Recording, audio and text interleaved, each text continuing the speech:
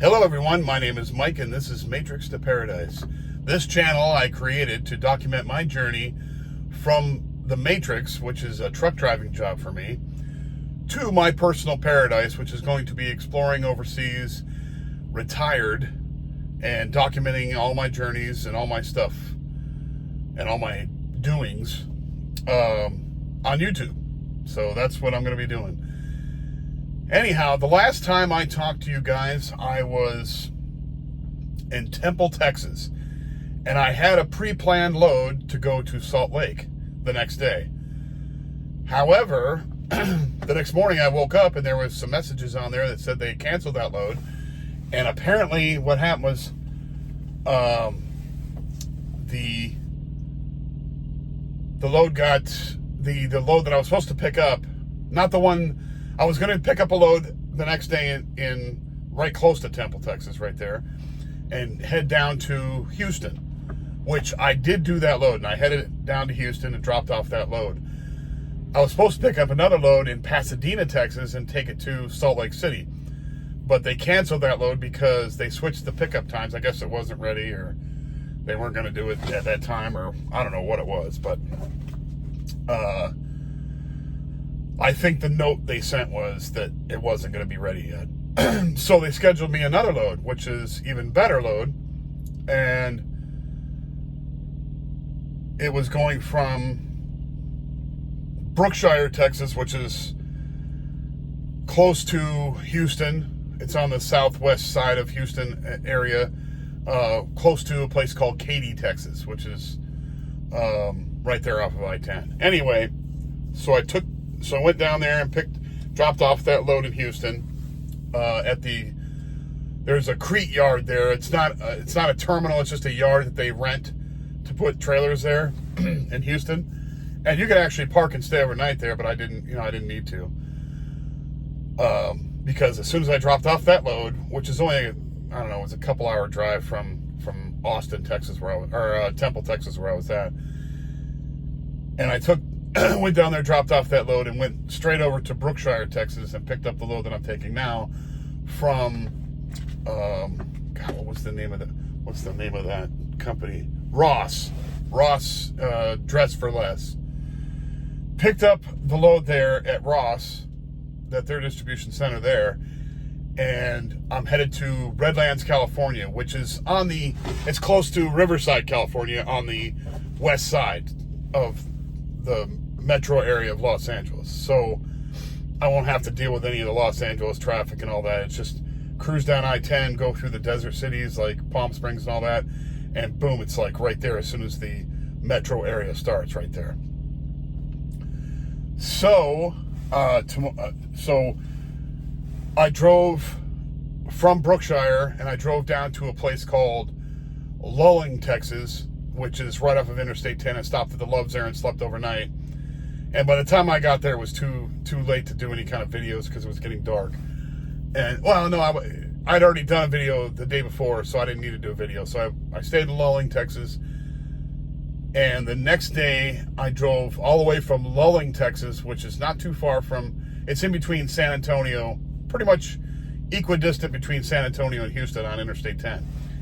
I drove all the way from Luling, Texas, all the way up to Las Cruces, Texas, on I-10 through El Paso and all that, all the way to Las Cruces, and stopped at the Loves there.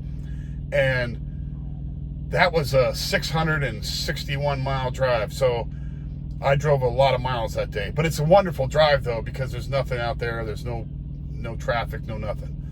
So it's a wonderful drive. So you just drive straight through. You don't have hardly any traffic once you get past the San Antonio area and get up going through there. I got all the way to Las Cruces.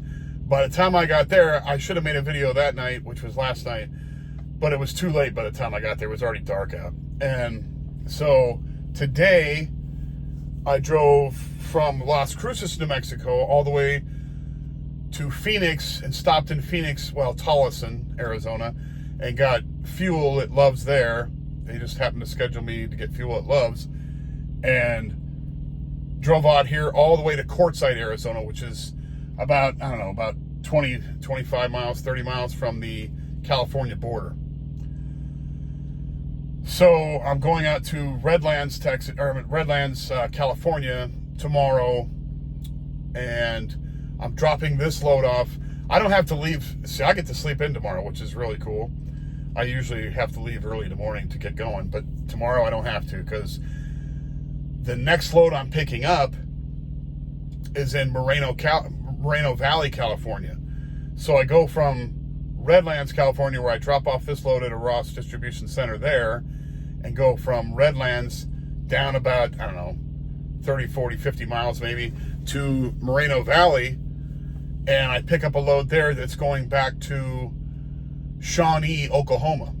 And I drop, it's a two-stopper, which is, once in a while you'll get those. And it's from Harbor Freight. So I'm going to be carrying Harbor Freight stuff from Moreno Valley all the way out to Shawnee, Oklahoma. And then I have another stop, which is not too far off, in Tulsa, Oklahoma. So I'm going to be dropping off at like the Shawnee store, they're going to take off whatever portion of the load that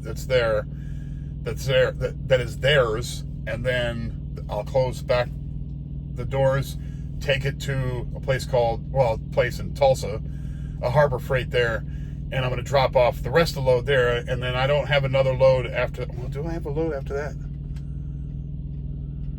Yes, I do have another load. I forgot.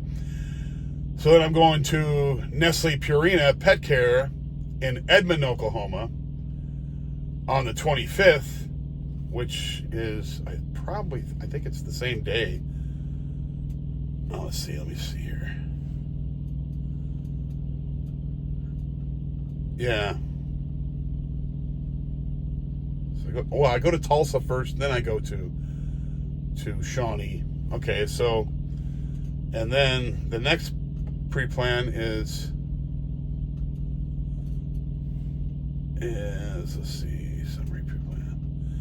Okay, yep, I have to pick it up on the same day. Well, I could pick it up the next day, because it's from 0800 in the morning on the 25th, and then I have all the way until 11:59 on the 26th to pick it up. So I have 2 days to pick it up, basically. So I'll pick it up there, and then I got to drive down to Dallas, Texas, and drop it off between the 26th and the 27th. So that's going to work out really well. So again, my asset manager, the woman that gives me my loads, is hooking me up like crazy. These two loads for this next week are 3,000 miles right there. Now, the 27th, I don't know if that next one's going to fit on the next. Let me look here. Oh, yeah.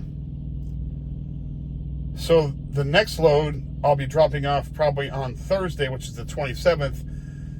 That's going to be a 1,300 mile load. So let's do the math here.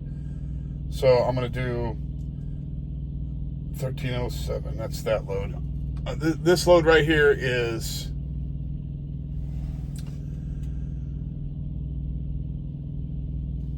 1,454. Oops.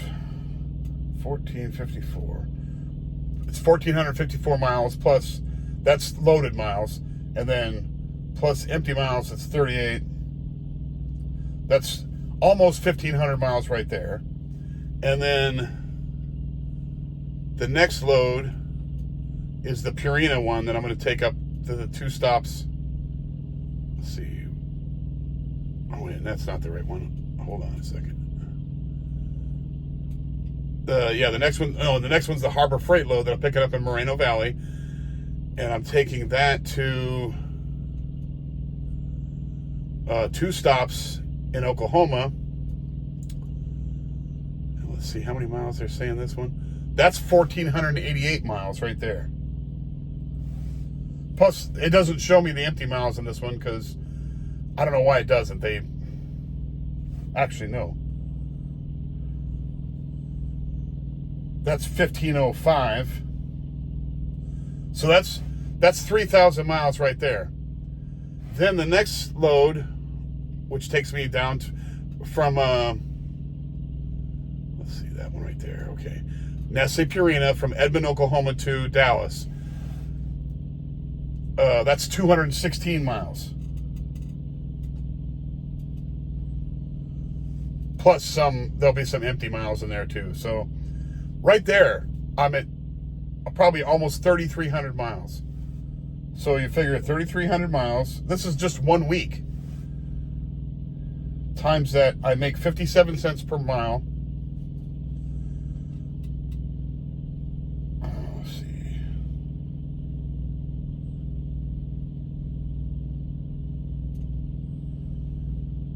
Times 0.57 equals, that's $1,881. That's how much it'll be gross. Now I always do times 0.75, which is usually 25% they take out in taxes and all that. And, you know, your taxes and your health insurance and your 401k, I've got all that stuff going on. So it's usually about 25% is taken out. So that's almost that's $1,410, right? I mean, that's just rough estimate, but $1,400 that I'm going to be taking home my paycheck next week. That's just outstanding. Outstanding. That's $1,400 a week. So, like I said, now you can understand why I like this woman. And, you know, a lot of people say to me, you know, I don't know how you drive so long, you know, drive so far, and, you know, how many hours a day I drive and all that. I say, well, I'm kind of used to it. I like driving before I got into trucking anyway, so I didn't mind driving long distances anyway. So this is no big deal for me. Of course, you do get tired.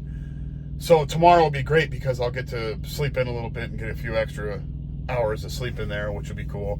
But honestly, it doesn't faze me really. The only thing that really phases me is that you're sitting on your butt for, you know, 12, 13 hours a day. And, you know, that gets old after a while because your body just doesn't want to be sitting all the time, wants to be moving. And I always just keep saying, you know, I'm going to be retired here soon. So just put up with it for another 6-7 months until September, the end of September, and I'll be good to go.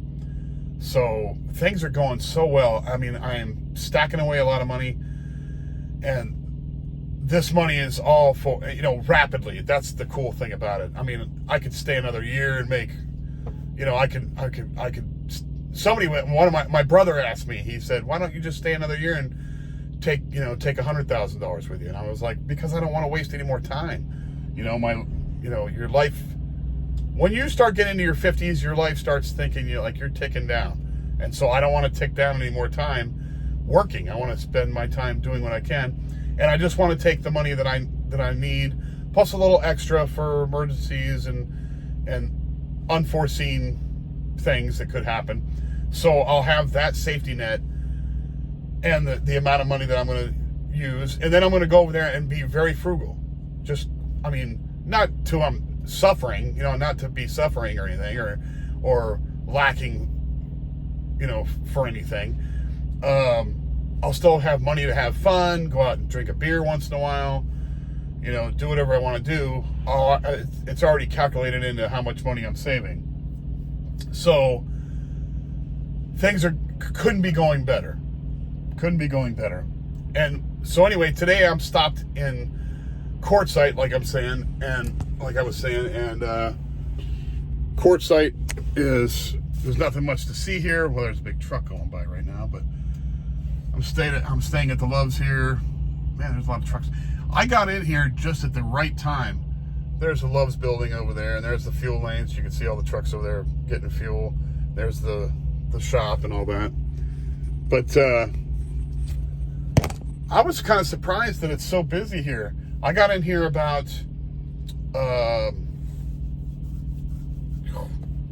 what time is it now? It's 5:30 California time, so I got in here about an hour ago. So it was 5:30 Arizona time, but California is 1 hour behind us now until the spring over. So, because Arizona doesn't move, they don't do the daylight savings time crap. So when California springs forward, or spring forward, fall back. When they spring forward, they spring into Arizona time, pretty much. Right now, Arizona's in Mountain Time. But later on in March, when they spring forward, Arizona will be the same time as California. But anyway, so I'm in Quartzsite right now, and it's desert here, but it's nice and warm here. It's 71 degrees. And when I was in Dallas, or not in Dallas, in Houston, it was cold down there. I couldn't believe how cold it was. When I went out and picked up this Ross load in Houston, Texas. Well, I'm sorry, in Brookshire, which is right next to Houston. When I picked up this load, it was 27 degrees outside. I was freezing my butt off. I had to put on, I always wear shorts because I'm in an air-conditioned truck or heated truck. I'm hardly ever out of the truck unless I'm loading, or hooking up a trailer or something. And these guys are going to fight for that spot. Anyway, oh boy, here we go. No, it's not happening. Okay, this guy was already set up to back in there, and this other dude was going to try and steal his spot, but now he realizes he can't do that. Anyway, so I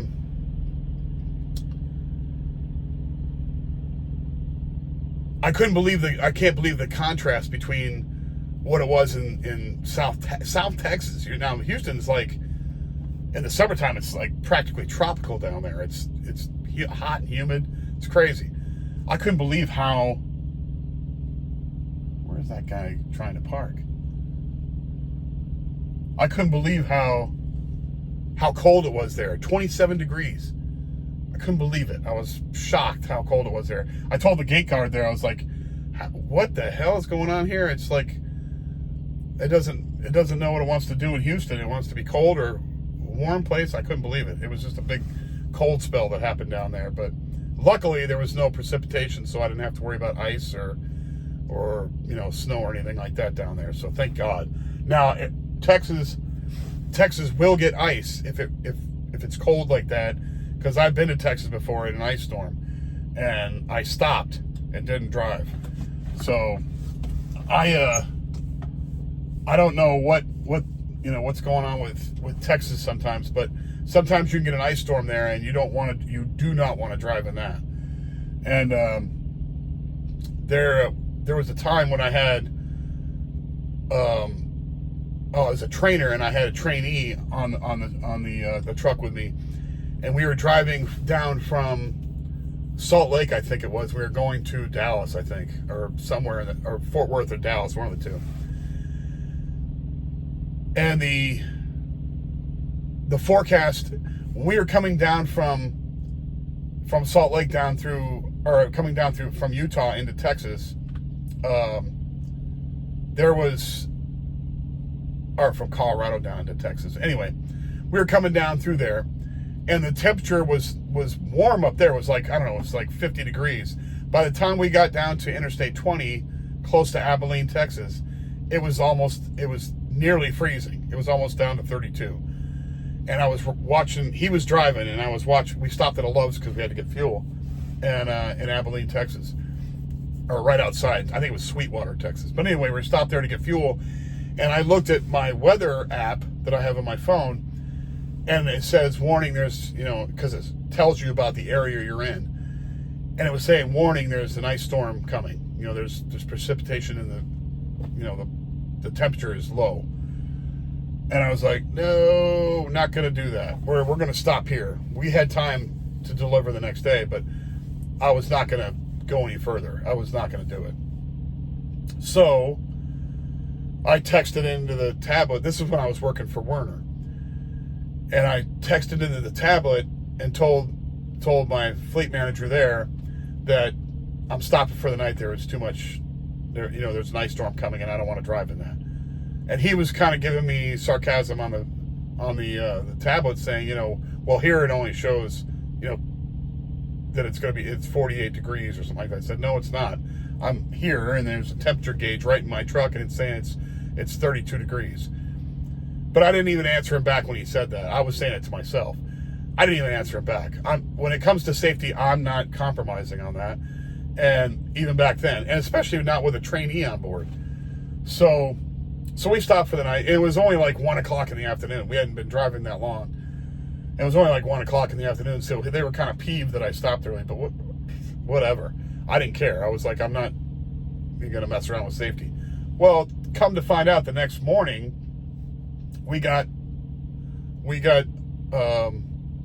up and ready to go. Excuse me. Got up and got ready to go, and it was like 50 degrees out. It had warmed up. As soon as that storm passed by, it was all over. So we go down the road, Interstate 20, towards Fort Worth. And in the stretch between Abilene and Fort Worth, there was like 9 trucks in the ditch, overturned, off on the embankment, crushed into a tree. And there was 9 trucks and like 12 cars or something. I can't even remember the number. It was stupid. And I said to my trainee, because I was driving the next morning, I said to my trainee, I said, do you think it was the right decision to stop? Because we had that discussion. I said, look, I don't care what they say on the tablet. Whenever there's bad weather coming and you know it, don't do it, especially an ice storm.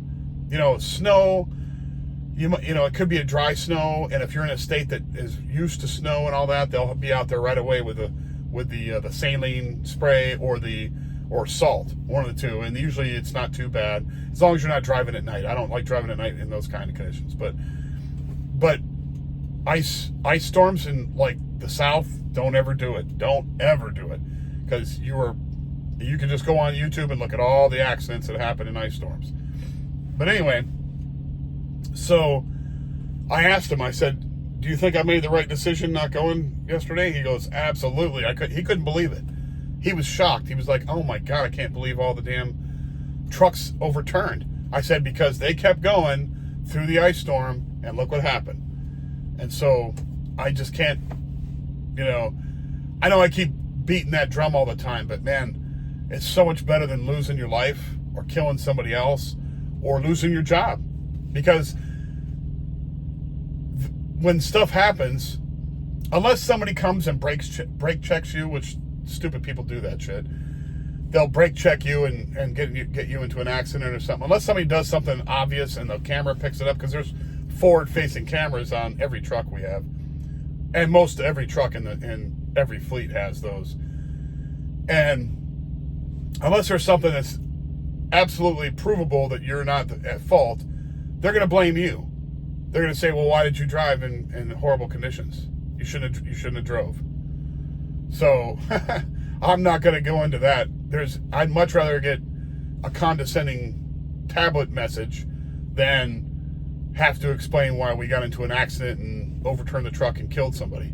Never going to happen. Never going to happen with me anyway. And especially now that I'm only 7 months away from leaving and, retiring forever. It's not happening. So thankfully, when I was going through Texas, none of that happened, and there was no bad weather. So thank God. It was cold, but there was no precipitation. There was no rain or anything that was going on the road to cause any kind of problems.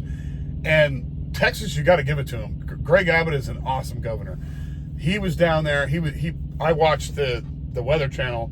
I watched a channel on YouTube, and Greg Abbott got on there with his people and was saying the person in charge of Texas DOT and all that. And those guys on there were talking about, and the head of the Texas State Patrol, the Rangers, and they were talking about what they were doing to prepare for the storm. Because I don't know if anybody remembers, but a couple years ago they had a really bad ice storm down there and it knocked out the power and all that. Well, they've totally fixed that. And I was out there, and there was no rain or anything on the forecast. It was cloudy out, so it could have rained, I suppose. But they were out there with trucks spraying that saline solution on the roads the whole time. And I was like, these guys, fool me once, shame on you, fool me twice, for whatever. Shame on you, fool me twice, shame on me. They were not getting fooled the second time, so I was impressed. Very impressed. So, anyway, that's about all I have to say today. Everything's going great. Just rocking and rolling, getting ready to take off and go to Cambodia. Everybody have a great night. If you like the video, please hit the like button and subscribe. Those two things are the biggest things that can help improve the channel, or help it out with YouTube, and it makes a big, huge difference. And I appreciate it, every one of you guys. It will get a lot better. There'll be a lot more to see when I get to Cambodia. Trust me. These videos right now are kind of boring. I'm talking about trucking and talking about what I did during the day. Very boring. I'm sitting in a truck, obviously, and you can't, there's not much to see. But once I get to Cambodia, there's going to be a lot more things going on. I'm going to instantly join a gym. I'm going to, show around the city of Siem Reap, Cambodia. You'll see a lot of different stuff. It's right down the road from Angkor Wat, which is a UNESCO heritage place. Very cool temple built back like in the 700s. And you'll see a lot more then. But in the meantime, it's just me talking in a truck and preparing to leave and preparing my paradise time. Anyway, thank you for watching. Like and subscribe, that helps out. If you know anybody that likes this kind of content, please pass it on to them. Have a great night, and I'll talk to you again in a couple days. Bye now.